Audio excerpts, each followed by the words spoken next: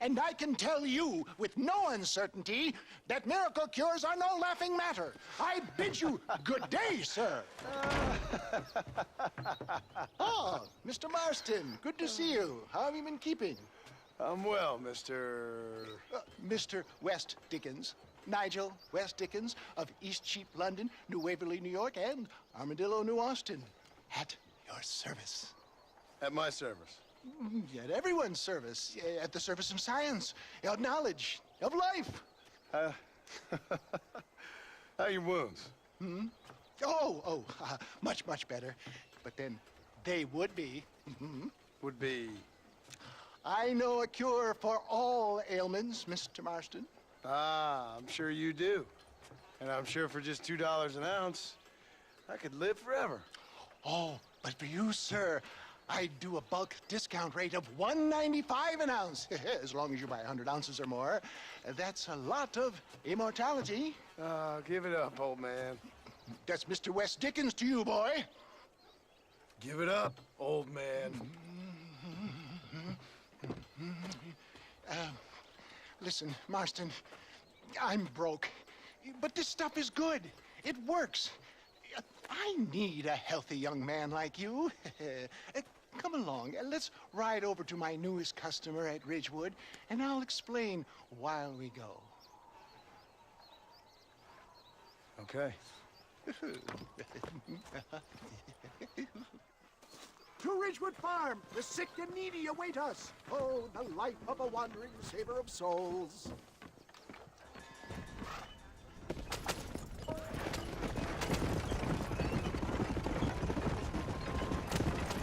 I heard about you, Mr. West Dickens. And I about you, John Marston.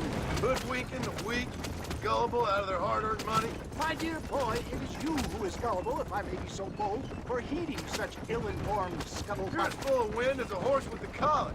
I have been blessed with the gift of language, and for that I will not apologize. But the West Dickens elixirs speak for themselves. My thousands of happy customers attest to that. If my tonic is such a sham, how do you explain the fine fettle in which you find me? Last time you saw me, I was knocking at death's door. You should thank the doctor for that. I reckon you were acting it up worse than it was. Act I can, John. A more convincing Othello there has never been. And so shall you, a fair Iago or Cassio make. I don't like the sound of this. Showmanship, John. The flourish, the bow. We are operating in a competitive marketplace. Our product must stand out. And how does this involve me? We're going to use your God-given talents to our advantage. I'm really starting to I'll regret drop this. you off at the outskirts of Ridgewood. Then once I'm set up, saunter nonchalantly into the crowd that is sure to be forming. Eventually, I will call you up to try my tonic. After extolling the virtues, I will have you perform a few feats of wonder to amaze and impress the paying public. Such as? Oh, nothing out of the ordinary for a man in your line of work, I assure you.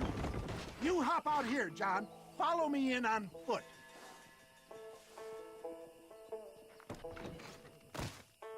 I'll see you there. Be ready to enchant the crowd.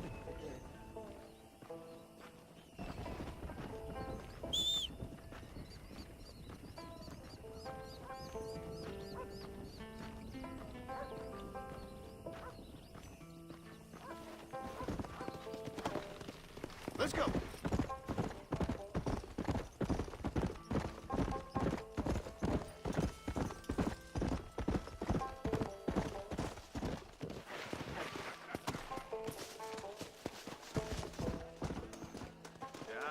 Friends, hard-working souls of Cholla Springs, gather round, gather round.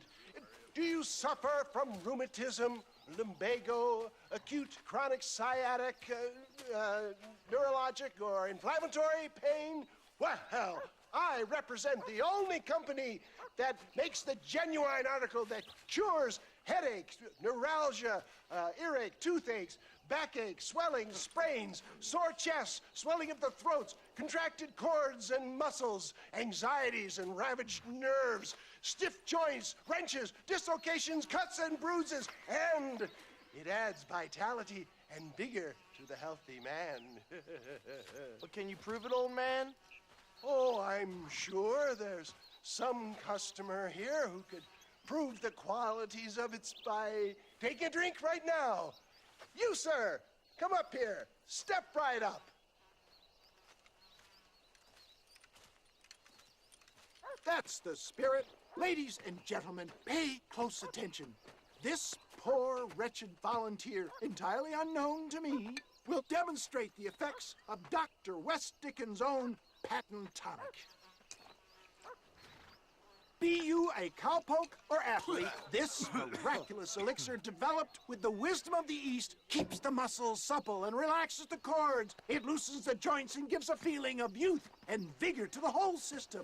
Not possible, I hear you say. Well, doubt no longer. Faith can move mountains, but I ask not for faith. I am a man of science, and today science will be vindicated.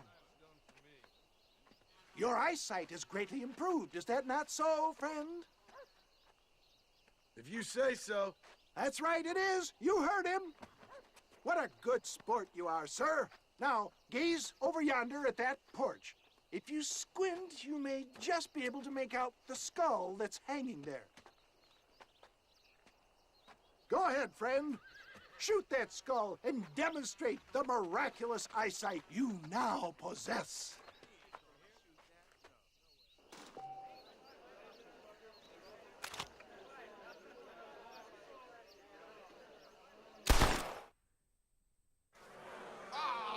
Wait! He is still adjusting to his powerful new eyes. Try again, friend. The tonic may still be taking hold. I can shoot better than that with my eyes closed. Remarkable! The eyesight of an eagle, granted by imbibing Dr. West Dickens' own patent tonic. Anybody can make that shot. This man is a fraud. If your eye's so damn sharp, why don't you try shooting my hat out of the air? My friends, our test case has been challenged to shoot a gentleman's hat out of the sky above our heads. You can fool these people, but you ain't fooling me. Right. Let's just see how sharp you is with a moving target. Get ready to shoot that hat.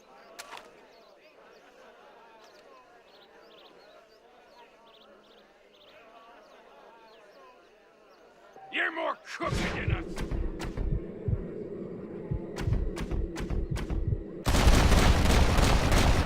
Have you ever seen such an eye? Behold the power of the elixir, plucked out of the sky. Hey! Hey! What? You think you can put a hole in a man's hat and just walk away, do you? Hey, it don't work like that around here, mister. Come on!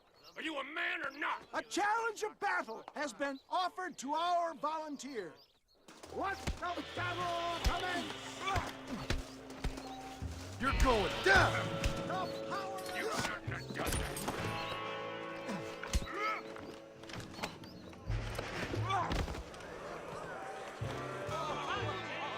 There it is, skeptics and dissenters, irrefutable proof. Do not let this opportunity pass you by. Look, he's over there. Go get him. This ends now. Watch out, he's got a gun. Who the hell do you think you are? You ain't leaving here alive.